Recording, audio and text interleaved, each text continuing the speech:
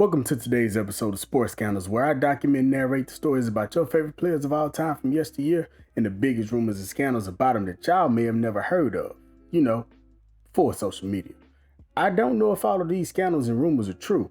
I'm just putting the stories out in the air so that everybody can know about them. On our third episode, we got the legend himself, the All-American boy, Sugar Ray Leonard. Let's get to it.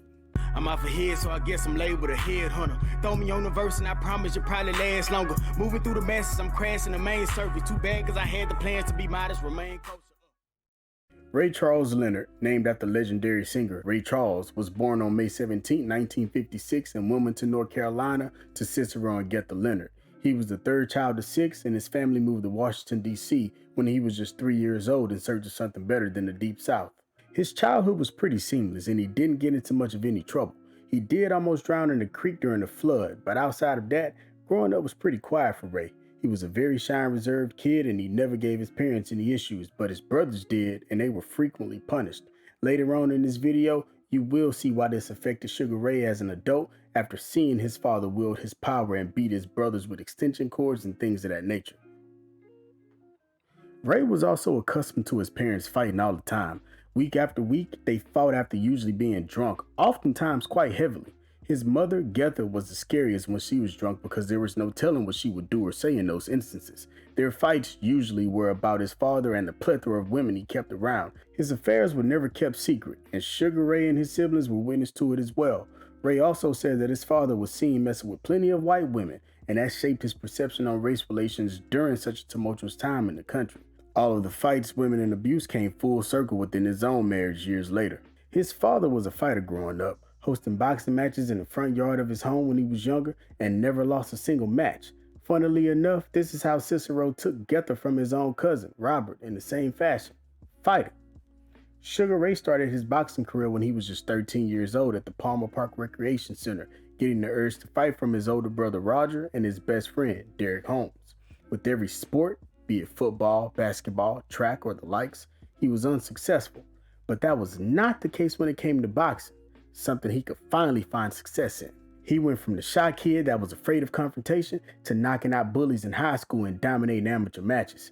After being so successful on the amateur circuit, dominating any and all competition that came his way, he finally took a loss to a kid named Jerome Ortiz. He wasn't too down about the loss because he knew that it would have to come eventually. Then, at just 16 years old, he was selected to be a part of the USA Olympics boxing team illegally. The youngest that you can be in the Olympics is 17 years old, and Team USA knew that he was 16 but did not care because they wanted to field another gold medal winning team. He won his first match at the Olympic trials against Russia's Valery Lov. Lov actually knocked down Sugar Ray, but after that knockdown, he got up off the canvas and won the fight. Unfortunately, he did lose the next match of the 1972 Olympic trials to Greg Whaley, a local fighter out of Cincinnati. The craziest thing is, Leonard had beaten Whaley so badly that he was severely hurt after that fight, and he never fought again. Even after that loss, he still had a chance to make the 1972 Olympics when he was asked to join the squad as a representative of the U.S. Army. The problem is, he had not handled his weight well, and for a 16-year-old kid, he still had a long way to go in terms of discipline. He actually faked a blackout, which he considers one of the lowest moments of his life, in order to spare himself the embarrassment of not making his weight. Around the same time, he met his future wife and high school sweetheart, Juanita. This was the first girl he actually felt comfortable around. That awkward kid who grew up with his comic book heroes didn't have it with the ladies as a teenager. He would wait around the corner every day at school, watching Juanita from a distance, but then one day, her best friend gave him Juanita's number. He continued to wait to contact her, then finally mustered up the courage to make that call. When she called him back, it was a match made in heaven.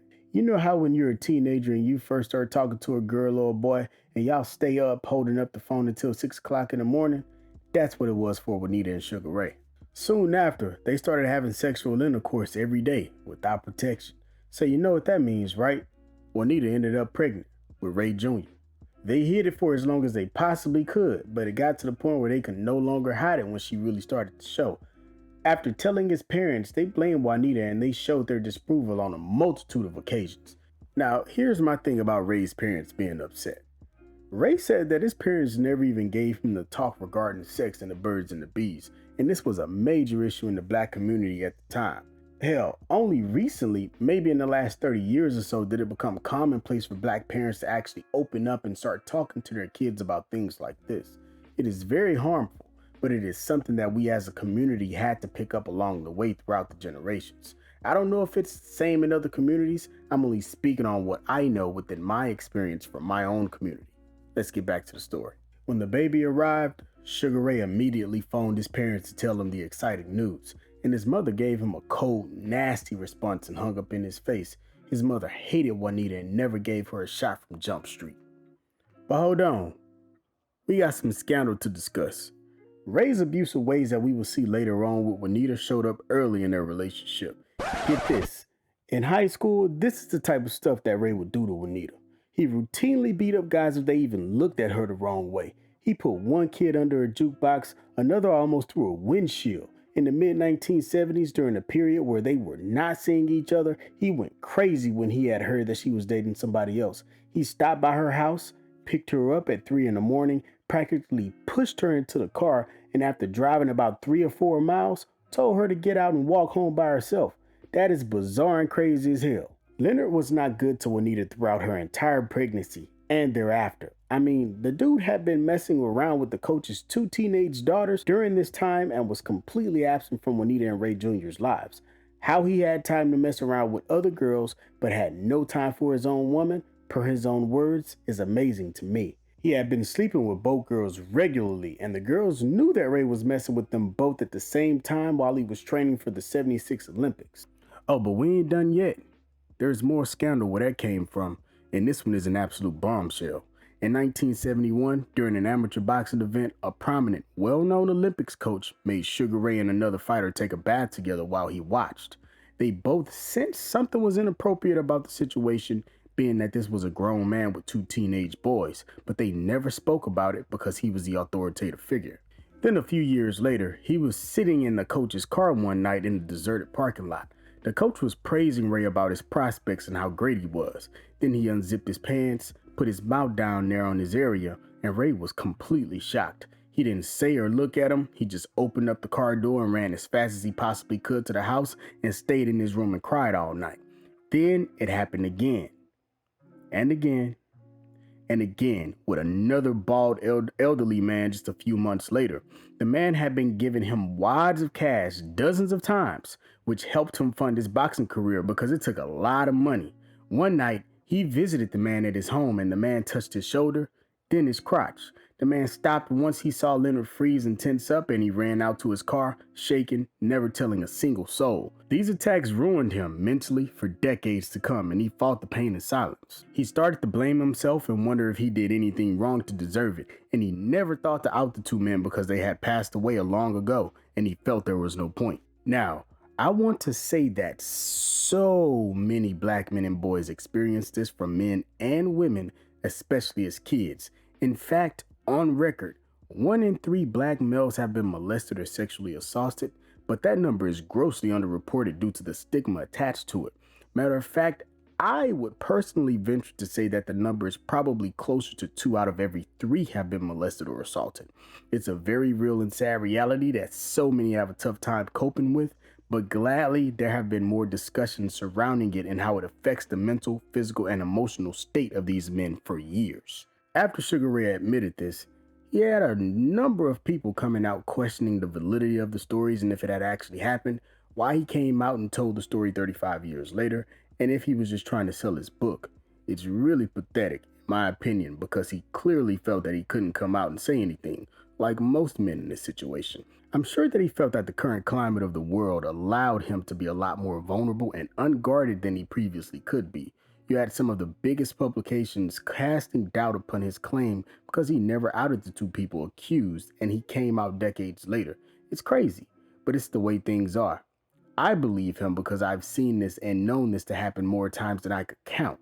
But let's get back to the story. Heading into 1976, Sugar Ray Leonard's clean-cut image and incredible fighting abilities made him the next boxing superstar out of the U.S., and with Muhammad Ali's career heading towards its finale, ABC needed a new face. That face was Sugar Ray.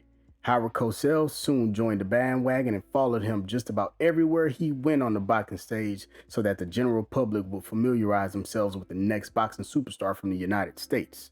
Similar to Ali, Howard and ABC showcased all of Leonard's fights on ABC, including his Olympic run, and broadcasted many interviews with him, but he was careful not to play up to the comparisons between him and Ali.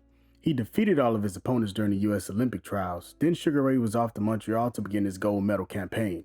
His experience fighting other boxers in other countries was a huge plus for him because he knew their styles and strengths. He cruised through his fights on the way to the gold medal match against Cuban Andres Aldama. He continuously dazed Aldama and had the perfect game plan to defeat him, using his speed and superior lateral movements to stymie him. He defeated Aldama in dominating fashion, securing the gold for Team USA. After the fight, Leonard made plans to retire from boxing as he had promised Juanita and his family that he was done. But this is also where the celebrity of the Sugar Ray Leonard began. Just a few hours after he arrived back home in the States, police escorts everywhere he went, people calling his home from all over the world at all hours of the night, and fan mail from all over the world. Ray decided to jump back in the ring because his parents were sick and medical bills were piling up, and he hired legendary trainer Angelo Dundee, the man who helped propel Muhammad Ali to greatness. His first title fight came just 3 years later against Wilfred Benitez, which was, at the time, the largest purse for a non-heavyweight title fight where Sugar Ray would be receiving $1 million. He won the title fight, thus beginning the legend of Sugar Ray Leonard. During the 3 years of him turning pro and going for his first belt, Leonard almost was completely absent from Juanita and Ray Jr.'s lives. I mean, the man even had a secret separate apartment that he hid from Juanita so that he could bring his girls over. His boys would scout the women that would come to his sparring sessions, bring them back to his apartment, and Juanita knew all about it. Then, in 1980, Ray and Juanita get married in a huge ceremony of about 700 people. But hold on. Let me tell you just how trifling our man Ray was. Ray was so scandalous that the man actually slept with another the night before the wedding at his bachelor's party. He didn't know the woman, never spoke to her again, but the fact that he did that speaks volumes about how he thought about his union with Juanita before it even became official. Hell, he even said it himself that even after they are married, he wasn't changing his behaviors. To put it quite frankly, the marriage was over before it even started, especially given the fact that Ray was still neglecting his family. The man was even taking his best friends with him as tag-alongs on dates whenever he would go out with Juanita. The next big fight of his career was against Roberto Duran, aka Hands of Stone. Duran was the most feared man in the weight class. Duran, like every other boxer in their weight class, despised Sugar Ray because he had always been seen as a guy who had everything handed to him on a silver platter when it comes to boxing, not really knowing what it took for Sugar to get this far. Roberto even went as far as to disrespect Leonard and Juanita by gesturing that he was going to screw Juanita once he was done with Ray. Sugar Ray ended up suffering his first defeat as a professional and pretty handily to Roberto Duran. But later that year, they fought again in the now famous No Mas fight. Ray beat Roberto so bad that he made him quit in the middle of the ring in the 8th round. Once that fight was over, Roberto Duran's reputation took a massive hit for the rest of his career, but Sugar Ray Leonard's legend grew even more. Now, obviously, when someone quits in the manner that Duran did in boxing, there are bound to be scandals and rumors surrounding what happened. Let's discuss. Duran says that he quit because of stomach cramps he had from eating 3 steaks hours leading up to the fight. BS. Many fans out there think that Leonard essentially tricked Duran. He arranged the rematch so shortly after the first bout because he knew Duran would eat, drink, and be merry, put on a lot of weight, struggle to get rid of it, and come into the bout in poor shape. The theory follows up that Leonard refused an immediate third match as he knew he wouldn't get so lucky again. That Leonard deliberately waited nearly a decade until Duran was old, tired, overweight, and seemingly shot before he agreed to face him a third time. It's a decent theory, but I ain't buying it. But at the same time, Ray Leonard was in some ways similar to Floyd Mayweather Jr. during his era, an exceptionally talented, brash, cocky boxer who rubbed many opponents and some fans the wrong way. People like to look at the way he treated Marvin Hagler, inviting him to a gala dinner where Hagler assumed a bout between the two was to be announced only to discover Leonard was instead retiring and see a certain theme. But here's why that rumor is silly in my opinion. Duran announced he was retiring immediately after the bout. If Duran expected a third bout, then why did he retire? And with him retired, albeit temporarily, why would Leonard be the blame for a third bout not happening? Leonard said himself that after Duran quit so disgracefully, there was no chance of a third bout so suddenly.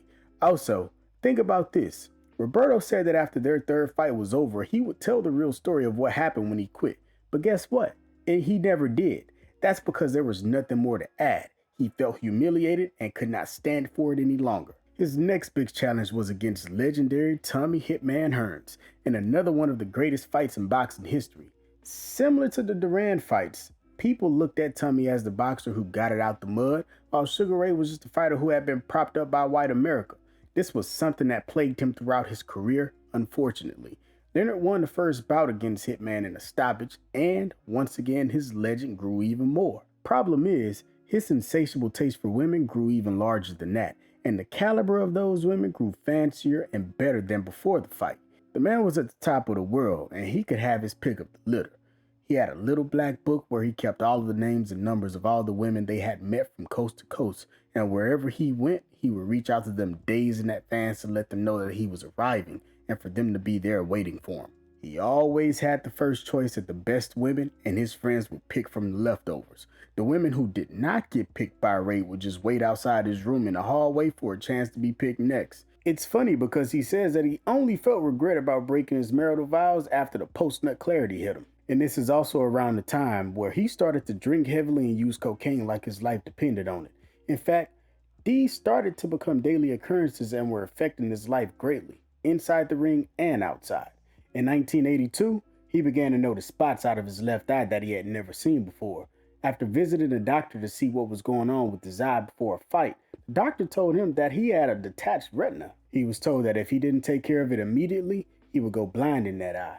Making matters worse, he didn't know if he would make a full recovery until months down the line. The injury was exacerbated during a sparring session a few months earlier, but the initial damage happened back in 1979 in a boxing match. At this point, he was retired. With Ray having such a long layoff and not knowing what to do without boxing in his life, he went in even harder on cocaine and alcohol. His life was in a downward spiral, and he didn't know how to control it. Well, y'all know what we're here for. Let's discuss the scandal. During this time, he absolutely wreaked havoc on Juanita and the family. He beat her mercilessly and even left her bloody in front of Ray Jr. Whenever he got drunk or high on cocaine, they fought and he would strike her. Get this, he would pull her out of bed and throw her around.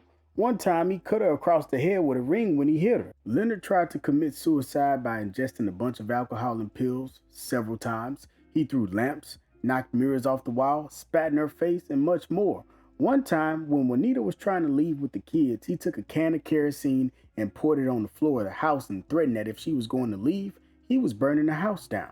The thing about Ray Leonard is that he was seen as a clean-cut, all-American guy that was a stand-up role model. This scandal broke a lot of people's hearts when it became known. The fights between his mother and father came back full circle. In 1984, after 2 years out of the ring, Sugar Ray returned to fight Kevin Howard. He didn't like the way that he looked in the fight, and his performance was not up to standard for him, so he retired again for the second time. And guess what? He went right back to drugs and alcohol, missing that feeling of being Sugar Ray Leonard instead of just Ray Leonard. There were even incidents where he would wake up from a long night of coke and intercourse with a woman, and his jewelry and valuables would be gone. Ray Jr., even as a kid, knew all of this was going on, and it scarred him for life. During each of his retirements, he worked as a commentator for HBO and CBS. It turns out that in 1986, while watching that Marvin Hagler and John Mugabe fight, he got that itch again to get back in the ring. He decided he wanted to return to the ring against the marvelous Marvin Hagler. People were concerned about Ray and didn't want him to get hurt versus such a devastating boxer such as Hagler. But Marvin played possum with Ray Leonard regarding accepting the fight, just as Leonard would make everyone wait on his decisions on his retirements. After 3.5 months of mulling the opportunity, Marvin accepted. At this time, Hagler had not lost in 11 years and was a much bigger puncher than Sugar was. Coming up in weight to go against Marvin after a 3-year retirement had everyone doubting him.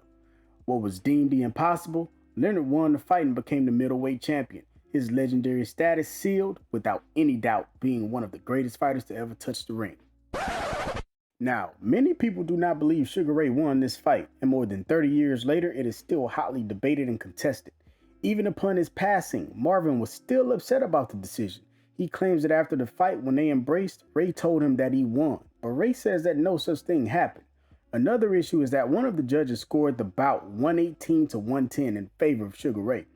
Anybody who has seen that fight, be it live or on a replay, wouldn't dare score it that wide of a margin.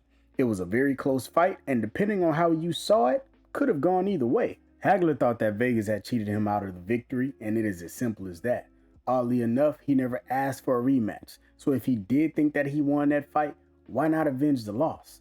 That's just my opinion though. Sugar Ray Leonard has always been in the way of Marvelous Marvin Hagler's legacy and has always overshadowed his accomplishments, and it showed throughout his career and after. After the fight, Leonard retired yet again and went right back to doing what was so destructive in his life when he wasn't boxing: alcohol and women. Luckily though, he kicked his coke habit, but the damage was all the same. Juanita took the kids and left him because she was unable to take the abuse any longer. And who could blame her? His life was in shambles, and all of the women that he still kept around were no longer fun for him. So, guess what? He returned back to the ring and unretired for the third time. But wait, we got some more scandal for you. Now, I'm not sure how many people out there know this already, but Sugar Ray Leonard is Khloe Kardashian's godfather. In the 1980s, he was great friends with Robert Kardashian, and Juanita and Kris Jenner were great friends. Rumors say that Juanita stopped being friends with Kris Jenner because she was sleeping with Ray behind her back. For years. Crazy, huh? But there's more. Gay rumors surrounding Sugar Ray have been around since the 1980s as well. I do not know if any of this is true. These are just stories that have been put out there for a long time from people close to the situation. Famous singer Johnny Gill is one of the people that have been linked to Ray, even living with him for a period of time. They both ran with the same group of famous men in Hollywood at the time who were alleged to all be at least bisexual. That's Eddie Murphy, Arsenio Hall, Magic Johnson. In fact, streets say these men used to throw the wildest parties in the 80s. Swinger parties, no wives parties, and many even say only men parties. Suge Knight alluded to these activities with Ray Leonard too, insinuating that Arsenio Hall and Ray were doing some things.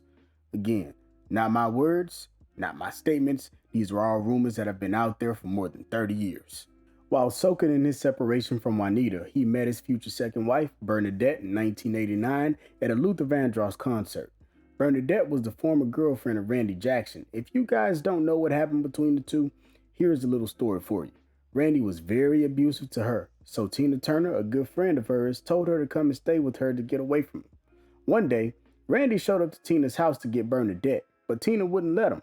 He got a little too aggressive, so Tina Turner shot him to get him away from her home. Wild, wild times.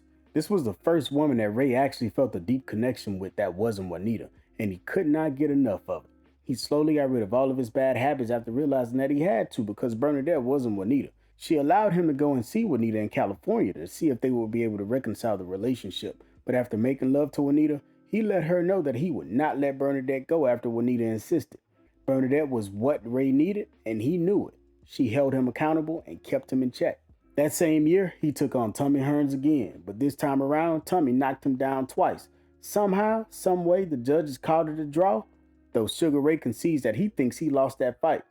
Later that year, his third match with Roberto Duran commenced, and he won that fight as well. In 1990, his next fight was not in the ring, but in the courtroom with Juanita, his soon-to-be ex-wife. Instead of battling it out in front of the judge, they pulled each other behind closed doors, cried together, worked it out, and they settled on an amount that Juanita would receive. They walked out of the courtroom together, hand in hand, and that was the end of it. Later in 1991, he fought against Terry Norris for the WBC Super Welterweight title, which he lost. He wasn't healthy, being that he had suffered cracked ribs, and his divorce battles with Juanita affected his training. Nevertheless, he retired yet again, for the fourth time. News then started to circulate what had been uncovered during his divorce proceedings with Juanita about his drug, alcohol, and domestic abuse. He decided to get out in front of the story by holding a press conference and to admit the guilt. As I stated several times before, Sugar Ray Leonard was admired by everyone and seen as a clean-cut, all-American boy. This could absolutely torch his reputation. Tommy Hearns was particularly upset with him because they did ad campaigns together about not doing drugs, all while Ray had these skeletons in his closet.